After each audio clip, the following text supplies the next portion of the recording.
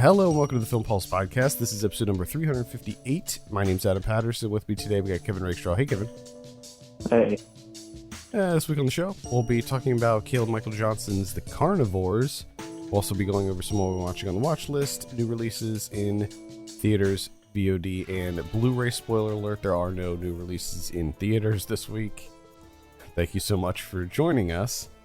Please remember to review us on iTunes if you get a moment. That would be super helpful. A couple housekeeping things to go over.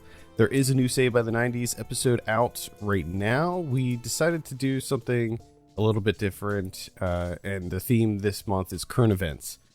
So, Outbreak came out in 1995 this month, and I was like, well, this is a very timely release, isn't it? And Correct. so I was like, I was talking to Ken, and we were like, we got to come up with some kind of theme around Outbreak. What else could we do? And then I kind of thought, well, maybe we could make all the movies sort of tell a story or be reflective of what's happening in the world today. And Ken was like, well, I'm not sure. We got to take a look. And what we came up with was, I think, pretty fun. So in the episode, we talk about the Hunt for Red October, which is obviously about a Russian sub and perhaps going to war with Russia. We talk about Primary Colors, which is about a presidential election. We talk about Outbreak, and then we talk about Tank Girl, of course, which is our inevitable conclusion, the dystopian future that we are all headed towards. Gotcha. So it was a fun episode. You can check that out on wherever you get your podcasts. Just search for Saved by the 90s. No new Ryan Watches movie this week. We're trying to get it worked out with him. He wants to record. He told me he wants to record because he's tired of just constantly watching the news.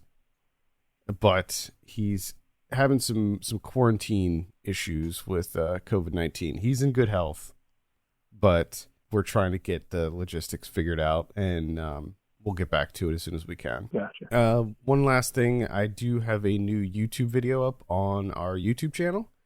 I had this ready for a while, but I was just trying to come up with a good time to post it, and I figured since everybody's in now, I'll go ahead and put it up. I decided that I want to go through and do a new video series on Sierra Adventure games, because I grew up with Sierra Adventure games, and I really loved playing them, and for 2020 I decided to replay a bunch of them and make videos about them. So I started off with the Gabriel Knight games, so you can check out a video that I made about the first Gabriel Knight game up on our YouTube channel. It's pretty fun, pretty good time. Right. And I'm hoping to have the second one done fairly soon. I just finished getting all the footage I need last night, so might be a little bit for that.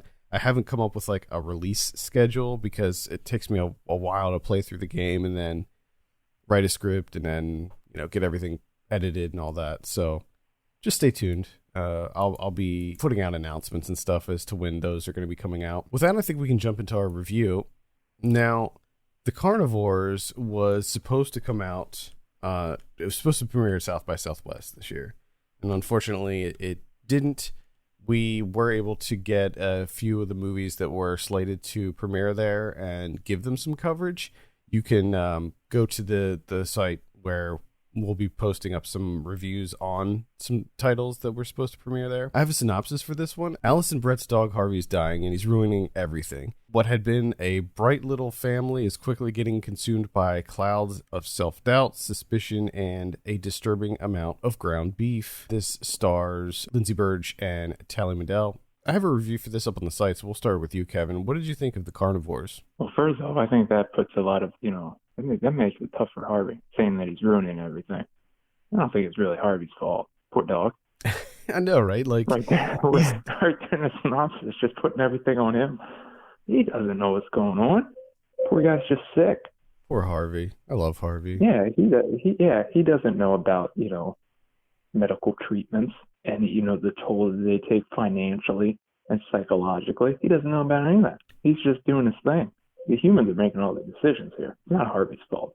So I take umbrage with that right off the bat. This is a movie that's one of those rare instances where, like, when it comes to indie films, which is there's like a guarantee with American indie films that they're going to be 90 minutes or shorter, right? And it's like I mean, it's pretty much a guarantee going in. But this is one of those rare instances where the runtime and what's inside of that runtime just felt incomplete to me.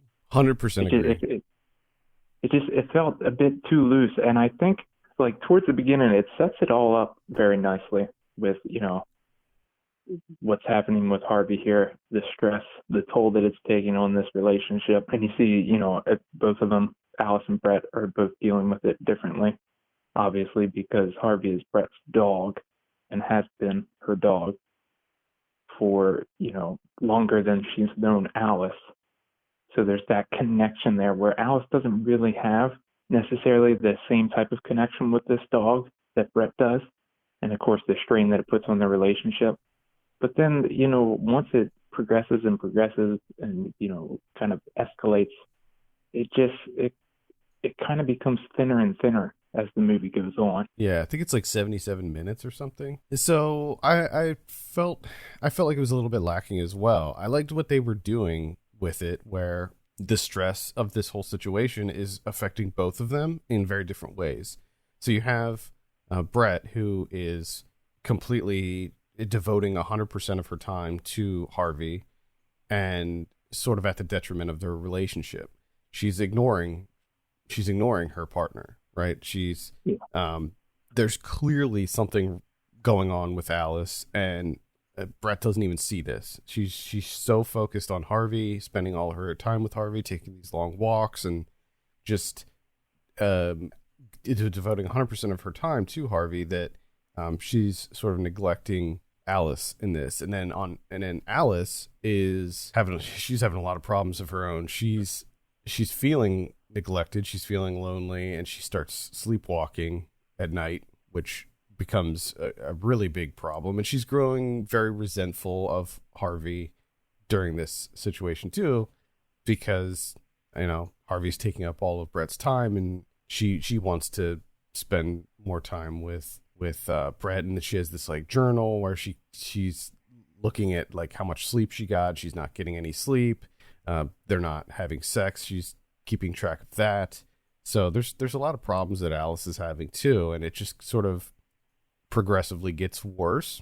Now I feel like I'm not going to give it away, but I feel like the scene that happens where it's sort of like the climax, like the sort of rock bottom scene for both Brett and Alice, I feel like it could have been a little bit bigger. I felt like it was like a little bit lacking, and I think this goes along with wanting a little bit more development in the narrative. And now I will say that scene in particular, I think we're thinking of the same scene, and a number of scenes in this movie. I do like the filmmaking behind it. Oh, absolutely. Yeah, 100%. You know what I mean? Like, the actual filmmaking behind it is great. I don't think there's really anything lacking in that regard. But I agree with you in terms of the narrative. It does feel lacking. It feels like it kind of gets the sense that it starts off very, very strong, peters out a little bit, and then it just doesn't really know where to go or how to essentially like wrap this up, because everything with the ground beef, yeah, that I don't know, that just didn't 100% work for me. I was just kind of missing the connection there. The only thing I could come up with the ground beef was that Alice was trying to she was like sort of trying to mimic Harvey and sort of turning into this sort of animalistic form. Yeah, because there's a particular scene in the backyard where 100% she does that. You can't help but make that connection. Yeah, so I think that was where the ground beef fixation came from. But I liked that. But I just wanted a little bit more of that, you know, that sort of downward spiral that she's in. I feel like we could have gone further with it. I want rock bottom to be a little bit lower, is what I'm saying. Oh, Wow. I wanted to go a little bit further. Yeah, I don't know. I think for me it was just that journey into rock bottom just didn't feel developed enough for me. Mm-hmm.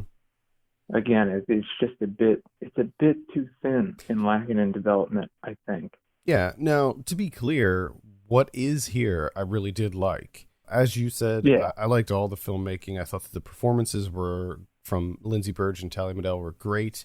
Frank Mosley's in there too, and he plays a little bit of an odd character. And I'm not sure what was going on with that whole situation with Dog Man. His character's name's Dog Man. I didn't even know that was him. No, I didn't either until after when I started writing the review and saw it. I didn't know it was him either. So you have like good performances in here. What is on screen, I did enjoy. I like this sort of exploration to see how like this traumatic event can affect this relationship in sort of these adverse ways. But I just felt like it could be more. Like there should be more here. But what is on screen, I did enjoy. Yeah, I agree with you.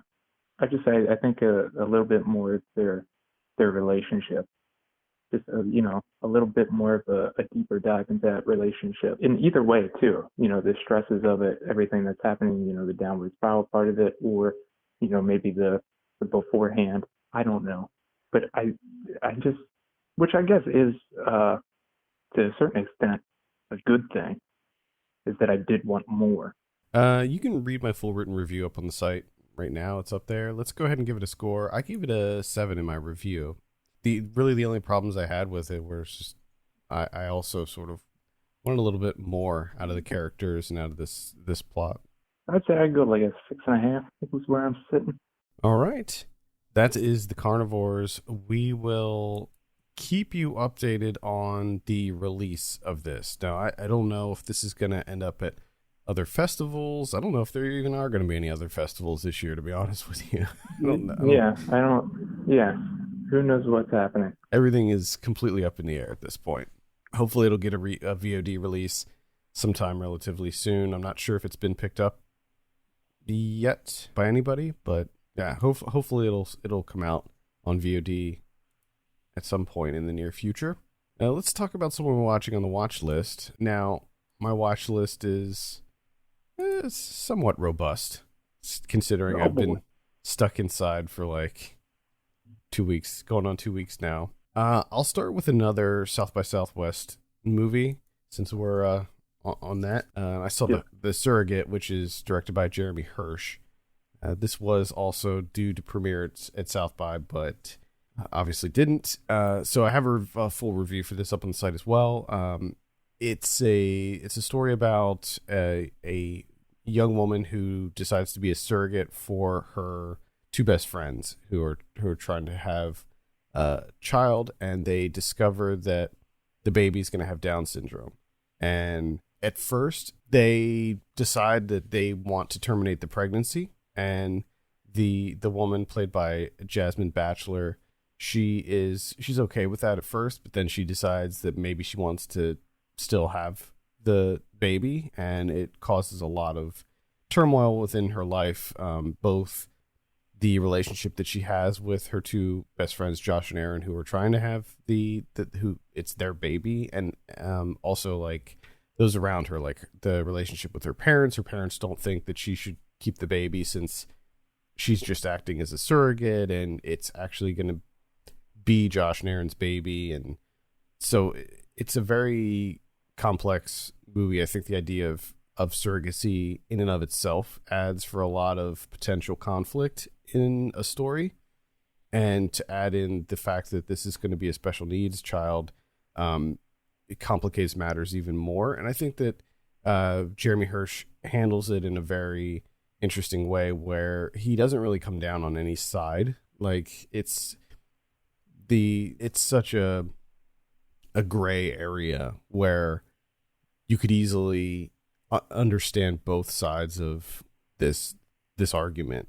And I think that it raises a lot of really thought-provoking questions without necessarily saying this person is right or that person's right, or this is what should happen in this situation. So I think it's pretty good. I don't know what the release date or anything with this one is either, but keep an eye out for it. It's a pretty solid indie drama, and again, that's called The Surrogate. Well, I have another South by Southwest Oh boy. that didn't happen because I don't know if we mentioned, but there was no South by Southwest and film festivals for the rest of the year probably. And that's Freeland. This is directed by Mario Ferloni and Kate McLean. It has Krisha Fairchild, Lily Gladstone, Frank Mosley again. And this is about an Asian pot farmer who has this vast land, and she's been doing this for years. She's part of the communes like during the 60s and 70s. So kind of doing it, off the grid for ages, right? And now, of course, times are changing. Everyone's going legit. But of course, in order to go legit, it costs a shit ton of money. You got to do permits. You got to do all sorts of things. So for the time being, she's just been operating as is. But of course, the county and everything starts cracking down on her, fines and such. So she's kind of faced with this decision of either going legit or attempting to go legit, because there's no guarantee that the permits will actually be authorized and go through, and you can have the legitimate business. You can spend all this money and it just doesn't happen, right? So it's either that or just to shut down completely, or to just keep trying to go as she has been for decades, which of course has its own set of problems. And so she's played by Krisha Fairchild. Of course, she's the pot farmer here. And then Lily Gladstone, Frank Mosley, and Cameron James Matthews are the three helpers that help her harvest her crop. And then the whole thing is just she loses her distribution, and she doesn't really know what to do with this huge crop, and she's got to pay the people, that we're harvesting and all this stuff. And for the most part, this movie is absolutely fantastic. It's really great melding of narrative fiction with some like documentary aspects put into it, because she actually goes to some of the old pot farms, and you see like the new, how they've been transitioned over, and talking with some of the people that have been there through the history of pot farming out in the middle of nowhere. So it has this really patient approach that just really humane look into everything that goes into this world, right? But what it suffers from, and what a lot of movies suffer from, is this essentially this like incessant need to add conflict. You know what I mean? Like, we got to have some drama in here. We can't just let it be what it is, even though what it is fantastic. So it adds this unnecessary drama at a certain point, escalates things far beyond where I think they should have went, or what works for this movie. And then just at that point, with everything that happens from then on to the end, it kind of falls apart, unfortunately. But everything up until then it's phenomenal. It's fantastic. And that's Freeland. Keep an eye out for that, I would say. And one other thing to mention, to go along with it, Krisha Fairchild's performance, fantastic, absolutely fantastic. And some of the locations, man, the way that they shoot them, the photography of these, my goodness, gorgeous. Nice, great. Let's see. I saw Bamboozled from 2000. This is the new Criterion version that came out, directed by Spike Lee. I never saw Bamboozled. Have you seen Bamboozled? No, I have not. Yeah, this was a first time watch for me.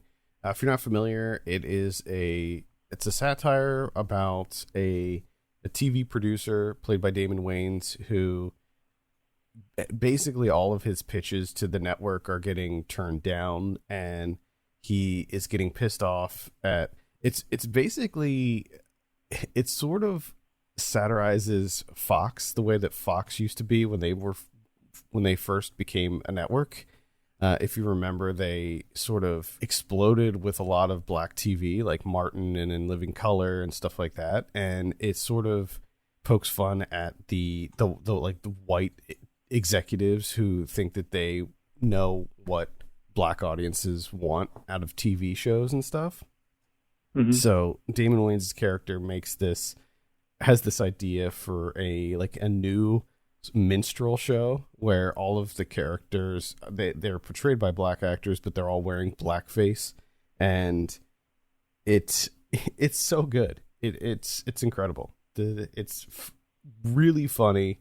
I mean, one thing that maybe hinders it a little bit is it's shot on digital, and the fact that this was, early digital. Yeah, this is 2000, so it's like I can see the images now. Yeah, it looks very bad. However, anytime that there's footage of the actual TV show that they make, he shot that on 16 millimeter, and it looks fantastic. So it's a little bit all over the place because, I mean, with digital, it is what it is. Like, you can't remaster digital, really. Like, yeah, you know what I mean? Like, it's pretty much going to look just as shitty. You can clean it up a little bit, but it's still going to look very low res and kind of crappy, which I was a little worried about, but it actually doesn't detract from it too much. In fact, it gives it almost this, almost a documentary style look to it. And I think that it actually works out. It actually benefits it a little bit in the end. At any rate, I would highly recommend checking out Bamboozled. I feel like this is one of Spike Lee's not talked about as much titles.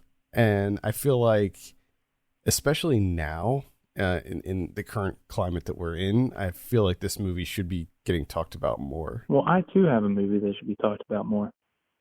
And that's Claudine from 1974, directed by John Barry. First off, performances. Performances fantastic. Dan Carroll and James Earl Jones just killing it here. This takes place in, obviously, the 70s in Harlem. James Earl Jones plays Roop. He's a garbage collector. And Claudine is a single mother, 6 kids. And she's on welfare. And she's having a difficult time. She's got to do everything, right? She's got to worry about these 6 kids, get them off to school, making sure they're not getting in trouble, staying on top of things. She's got her own job where she's kind of like a housekeeper for this white couple out in the suburbs. So she's got to take a bus ride out there all the time. And that's where she ends up meeting James Earl Jones' character. He's the garbage collector in that neighborhood. And they end up dating, and it gets into a lot of really interesting topics without getting too heady or getting too in-depth. Instead, kind of being more focused and entrenched in the realism of, but they get into the welfare system, all these rules and regulations and loopholes and all this bullshit in order to stay on the welfare. And of course, Roop being in the picture kind of complicates things, because if you have a man in the house, then you can't be on welfare because it's now his responsibility to take care of this woman and her 6 kids. But obviously he might not want to fully commit to that because he has his own thing going on. And it's phenomenal. I mean, like, the performances are great. Just the whole storyline of it and the way that it's handled and the realism, and of course their relationship together. It's kind of, and it goes through so many different, ups and downs. Just the trajectory of their whole relationship is really interesting. And to me, it's like it's a goddamn classic. And I don't understand how it's not like huge. Yeah. Man, it's so good. Yeah, I have not. I don't even know if I've ever heard of this movie. I don't think I've heard of this. I heard about this movie years ago, right? And I've been trying to watch this damn thing for God knows how long, and it never shows up anywhere, right? So I finally just said fuck it and bought the DVD. This was nominated. Diane Carroll was nominated for Best Actress at the 1975 Academy Awards. So she should have won. It was recognized. I wonder who she lost to. Oh yeah, and the music is Gladys Knight. and the Pips, and Curtis Mayfield. They do the score. So, I mean, just pretty much everything about the movie is fantastic.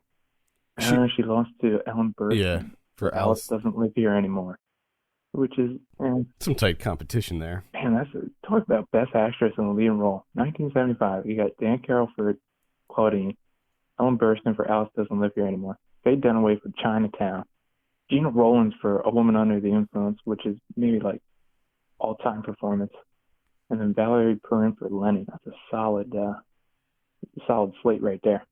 Yeah, that was the year that Godfather 2 swept everything. Just sweet. Crushing it. I saw Onward, which is the new Pixar movie, directed by Dan Scanlon. So, I mean, I guess this could lead to a larger conversation about all these theatrical movies that are switching over to VOD all of a sudden. So, like, a lot of the big movies that are in theaters or were in theaters have now been fast-tracked to VOD, and Onward was one of them. Onward, interestingly, that wasn't one of the ones they announced. And then all of a sudden, Friday night, they were like, oh yeah, we're going to put Onward out. And then they did it like 2 hours later or something. So Onward is on VOD right now that you can rent, which I did because I was slightly interested in checking this out. And I didn't get a chance to see it while it was in theaters before the shutdown occurred. And I was a little disappointed, to be honest. You know, the trailers didn't necessarily appeal to me to begin with, but I heard a lot of really good things. So I was like, all right, let's check it out. And then, of course, everybody was talking about how it's like a big tearjerker and stuff. And while the story is heartwarming, I don't know. I just didn't feel very invested in this movie. I felt like, as far as like the Pixar slate, this is one of their lesser ones for me. Like, it's fun, but I just didn't feel like there was a lot here. Well, hey, another good segue, because I too watched a movie with the whole, in theaters, but now on VOD that you can rent, and that's The Invisible Man. Have you seen The Invisible Man? I have. Have you seen that? Yeah, I talked about it. Did you like it? I think I talked. Yeah, I liked it a lot. Yeah, I know you talked about it. Okay. Wow. Trying to a little levity in this quarantine times, friend. So, what did you think of The Invisible Man? First, before I even talk about The Invisible Man, it is odd because it does feel like when you talked about The Invisible Man, that felt like, I don't know, like 4 months ago. Maybe? I know, isn't it weird? It was 2 weeks ago. We didn't record. We didn't record last week. The week before that is when I talked about The Invisible Man. Yeah, 4 months ago. So weird. Very bizarre. Yeah, I pretty much enjoyed The Invisible Man. I mean, what I like from Lee Wanell here is I like the how do I want to phrase this? The kind of like staying on topic, like the hyper focused, like he's an invisible man and he's terrorizing this woman, making her life hell, torturing her, and then she has to fight back. That's it. That's all it is.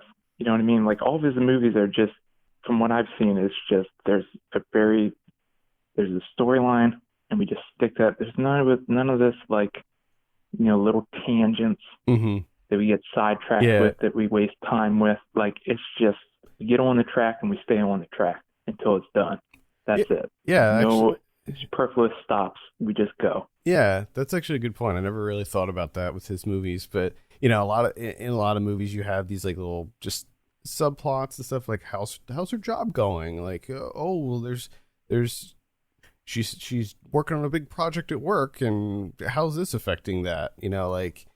With so many other movies you have those little side stories and stuff that are happening, but with this movie, yeah, you're right. It just completely stays hyper focused on what's going on. And like the upgrade was pretty much exactly the same way. It's just, very, I don't want to say basic, but in some ways it is basic. Like there's that one storyline, and like I said, you get on the track and we just take it to the end, and then you're done, which works really well in terms of pacing, and it works really well in terms of like just the engagement levels, like it being a compelling experience. Is that with The Invisible Man, I didn't really feel, or there were no lulls to me. Right. Like I thought we were always going. Mm-hmm. It's just progressing. So I thought it was pretty good. I love the idea of this, so, the way that they went about this Mm-hmm. with, what he's doing, because he's a fucking awful, evil person, which I wasn't 100% ready for. Like, I didn't know that they would take him that far. Oh yeah. That he would be that, just downright evil. One thing that I enjoyed was that where he started the movie, where we don't see all of the backstory. We don't see what led up to that moment. We start right from her getting out of that relationship, and I thought that was refreshing In terms of storytelling too. I think it works really, really well, because you can imagine what the events were beforehand to lead to that. You know what I mean? Like, you don't need to see it. You don't need to know about it. You see what she went through in order to leave the house tells you everything you need to know, right? The amount of planning, all the work that needed to be done just to get out of there. And I think it's a good introduction to the amount of tension that you're going to be feeling throughout the whole movie too, because it opens with that. It opens with that really, really tense scene of her trying to navigate through this high-tech, super modern house, get out of there. So yeah, I definitely recommend Invisible Man. Pleasantly surprised. All right, I'm glad you liked it. I saw another one of the early VOD releases, which is The Hunt. This is directed by Craig Zobel. Remember Craig Zobel? Mm-hmm. Compliance? Yeah. 24 years ago. Well, he also did Z for Zachariah, which I totally forgot about. Oh, yeah, that's right. Which was like that kind of post-apocalyptic one with Margot Robbie. Yeah.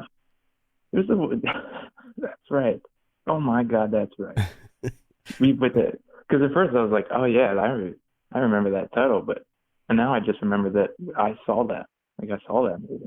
I think we might have covered it. I don't even remember. I totally forgot about that movie until I saw The Hunt, and I looked him up again. I was like, oh yeah, Z for Zachariah. I couldn't tell you what happens in it. Like I remember like maybe farming. I remember someone planting seeds. That's all I know.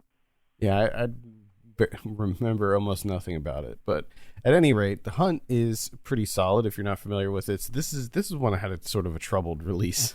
This was a lot of unfortunate things happened with this movie. It was supposed to come out many months ago, and then there was a shooting that occurred, a mass shooting, and they decided, no, we're not going to release it because this is a movie about people hunting people.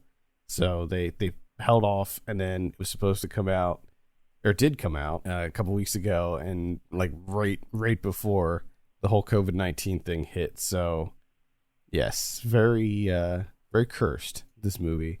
But it's out on VOD now, and I really hope that it gains traction on VOD. I think that this is a movie that is perfectly suited for VOD to begin with.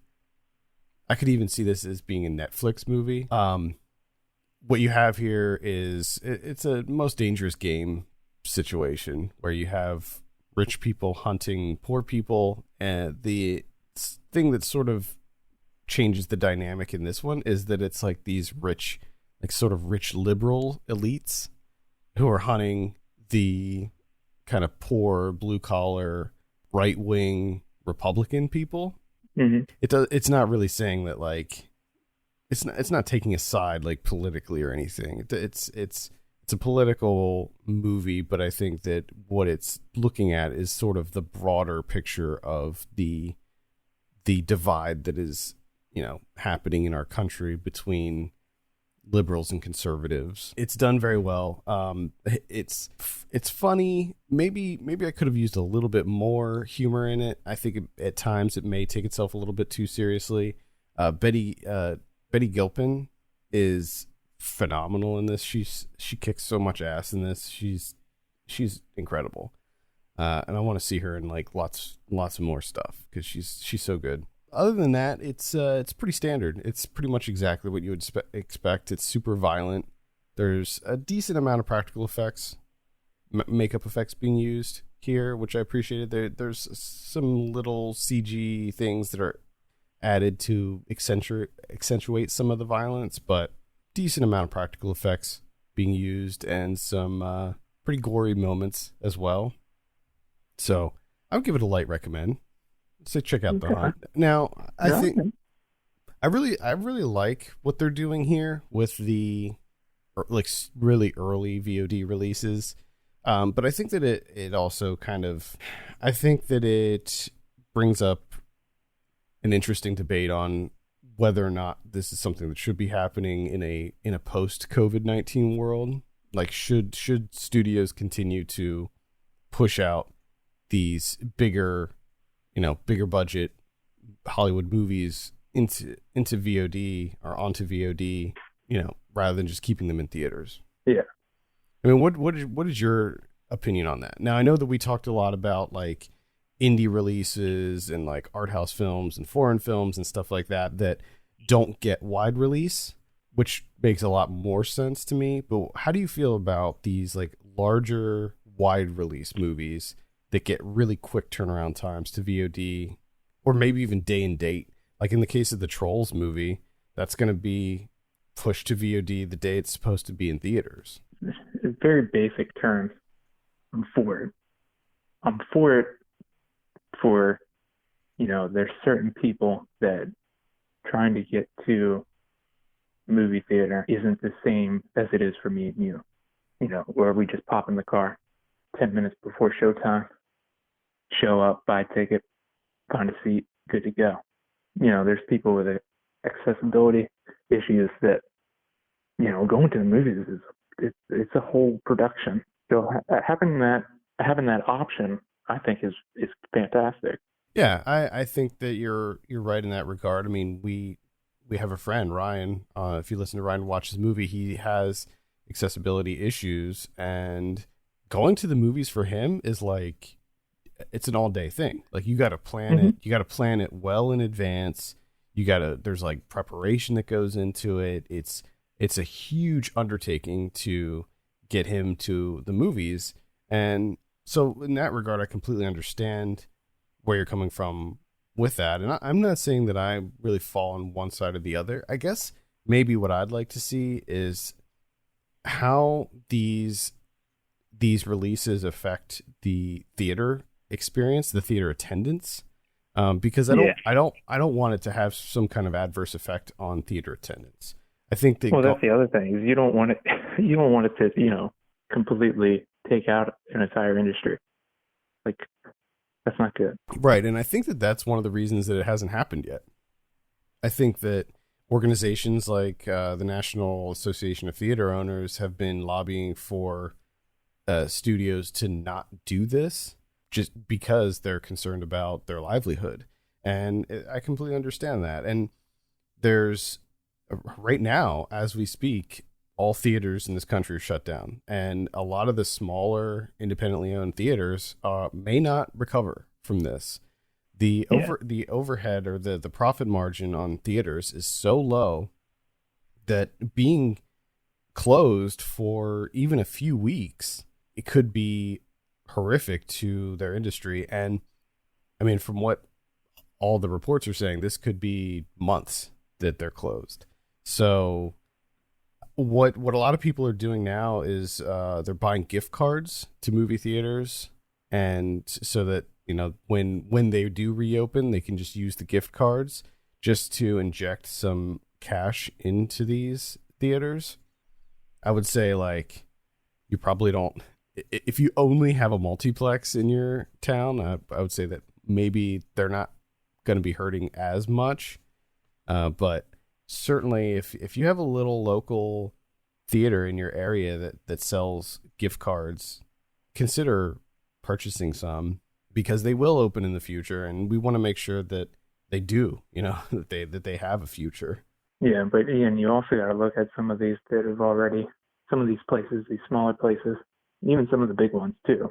But, some of them have already gotten rid of like all of their staff, or the majority of their staff. Yeah, I mean, I would say that most of the theaters have effectively laid off their staff. I mean, they can't afford to pay people to be at home, and that's horrific. That's bad for everybody. Yeah. Getting back to the putting stuff on VOD very early, so I don't know how I feel about that. A lot of people were complaining about the price. So these movies were coming out at $20 a piece, and a lot of people were like, "Oh, that's like way too much." I don't necessarily agree with that. I think that for me, I live in New York City, and if my wife and I go to a movie, it's going to cost it double that. It'll be $20 a ticket, and then on top of that, you have concessions. So to me, that the $20 price tag is not like, that's fine. Like I will gladly pay that to have a theater experience at my home. The other aspect of this is piracy. The movies that hit VOD really early are probably going to get pirated more, and is that going to have a financial impact on the movie? Yeah, which if it has a financial impact on a big studio, I care less. They can go fuck themselves. Well, apparently they, at least with video games, I know that video games like bake in like sort of a piracy offset into the cost. So like there's like a portion of the price, the sticker price, that goes towards like making up for that. I don't know if it'd be the same thing for movies or not. Of course, video games are more expensive. They're $60 for a big video game, whereas this seems to be, I mean, Onward is about as big as you can get as far as, Hollywood release. So $20 seems to be the cap for this, which is not a whole lot. So I don't know. I don't advocate for piracy, but at the same time, I do sort of feel the same way as you do. If you got, you know what I mean? You're looking at times where, everyone got laid off from theaters. A ton of people are getting laid off from here, a ton of people getting laid off from there. They don't have $20 to watch your goddamn Onward. Pixar's going to be fine. It'll be fine. Yeah, that's true. I mean, one could also argue that if you don't have $20 to watch Onward, maybe just don't watch Onward. But hey, I get it. I'm just playing devil's advocate here. Devil don't need an advocate. Devil's the devil. Yeah, I think everybody needs an advocate. Not Pixar. They're fine. They don't give a fuck about you. So I think that the takeaway here is like, we'll just have to see how all this plays out. I mean, we're seeing, I'm sure that there's going to be other movies, higher profile movies, that are going to be being pushed to VOD early. We saw Frozen 2 getting released on Disney Plus early. We saw Bacurau, which is, a movie that we talked about a couple weeks ago. Kino Lorber is doing something interesting with that, where they're working with the theaters to do sort of like virtual theatrical screenings of it. And this is a concept that I kind of really like. I don't know like what the split is here, like how all this works financially for the theaters, but basically what they're doing is that they have agreements with a select number of theaters across the country, and they're doing like, so like, let's say Film at Lincoln Center is like your main spot. Like that's where I go to see like all my indie movies and foreign movies, and I want to support that theater specifically. I can go to a webpage that is dedicated to that theater and buy a ticket, and that the money that I pay for the ticket goes to Film at Lincoln Center rather than just like straight to Kino or wherever. A portion of the ticket goes to that theater, and then I stream the movie from it all uses the Kino Now service, which is but it's sort of like there's that middleman where you're helping out your theater by doing so. And I think it's a really cool idea. I don't know how it works. Like I don't know how this is all going to play out, because there's like all kinds of different theaters that have their own individual web pages. And apparently like Kino is not doing any kind of promotion for the individual theaters. Like it'll still be up to the theater to promote this themselves. Okay. And the like screening times are very specific. So they're trying to make it more like an actual, like you're going to the movies. Yeah. So they're leaving a lot of the creative work in the hands of the theater. And then like, I think like I don't know if there's like specific screening times or how that works, but like when you buy a ticket, you only have like a certain amount of time that you can like redeem that ticket. So it's not like VOD where you can just rent it and then just watch it whenever you want. Yeah. There's like specific times. Interesting. Yeah, I think the longer that this goes on, I think you're going to see, a wider range of distribution tactics being used.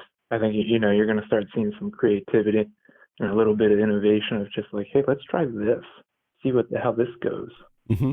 Because it seems, kind of like the perfect opportunity to do it. Because if it doesn't work out, you're kind of, I think, we're all collectively hoping that there's light at the end of the tunnel, that we're very close to it, and then we just go back to normal. Maybe we do, maybe we don't. But, you got this little patch of time to just try some stuff. Mm-hmm. Yeah. And we're seeing that across a lot of different industries, trying out new things and trying to make the best of this bad situation that we're in. So I would expect to see in the coming weeks a lot of things being pushed to VOD early, because I mean they it's a smart business decision for a lot of these companies too. I mean, obviously the theaters are they're the ones that were affected very negatively by all this, but I think maybe some other companies like Netflix right now, they're just swimming in cash. You know it. Oh yeah. They picked up what was the one that was it was a comedy with Kumail Nanjiani. I can't remember the name of it, but it's supposed to be coming out like very soon, and Netflix picked it up, and they're going to be releasing it. Oh yeah, the reviews him and is it Ray? Mm-hmm. Mm-hmm. Yeah, I forget what that's called though. I can't remember either, but Netflix is going to be putting that out now. I'm not sure when, but I imagine pretty soon. Yeah, I mean, you want to capitalize on it. Yeah, so I think that there's a lot of opportunities for companies here. I mean, I've been getting emails a lot. Like there's streaming services that I think we're maybe planning on launching at some point this year, and they're like fast tracking it and launching early because they know everybody's at home. Everybody's at home, and they're just like bored out of their minds, and they're wanting to consume content. And so like IFC has some streaming service that I got an email about. A lot of companies are doing sales right now where you can like buy movies, like bulk movies on digital at a really steep discount. So it's a good time to be a movie watcher. Maybe not so much of a good time to be a theater owner. And I don't know, I'm not sure how this affects like independent filmmakers either. With all the festivals being shut down, and the fact that now these like big AAA like Hollywood movies are going to get pushed to VOD, that just makes smaller independent filmmakers get buried, in content even more than they already are. So that could be a troubling time for them as well. But I don't know. I guess we'll report back next week and see how the world has changed, because it will be. Everything will be completely different next week. Mm-hmm. It's what a strange time we're living in. Very bizarre. All right, let's take a look at what we have in theaters this week. Nothing. That's easy. Nothing in theaters. We're in new territory here. This has never happened before. No. Very strange. Very bizarre. On VOD this week, we have Hunter's Moon comes out on the 24th, and then on the 27th we have Vivarium. I would keep an eye on our VOD calendar throughout the week, because a lot of new things are being added to that all the time as movies are switching from theatrical to VOD. So keep an eye on our VOD calendar. We try to keep that updated as much as possible. On Blu-ray this week, let's see what we got here. 1917 is coming out. I would recommend checking that out if you haven't seen it yet. It's pretty good. I know you're not into war movies though, Kevin, so I don't know. Yeah, especially not this time. Yeah. I think I'll hold off a little bit. The whole like single take aspect of it is, I think, enough to warrant a look. Although I do think that it has this like second act lull in it that is really unfortunate, where it just kind of starts to slow down, and I think that really held it back. Let's see, April Fool's Day from 1986 is getting a new Blu-ray release, as is The Wizard from 1989. Fred Savage, The Wizard. Oh, yeah. Shout Factory is putting that out. I think Shout Factory... Yeah, Shout Factory is putting out the April Fool's Day. The Wizard's the one with the glove, right? Mm-hmm. Yeah. Oh, yeah. Hell yeah. It has a really cool cover, too.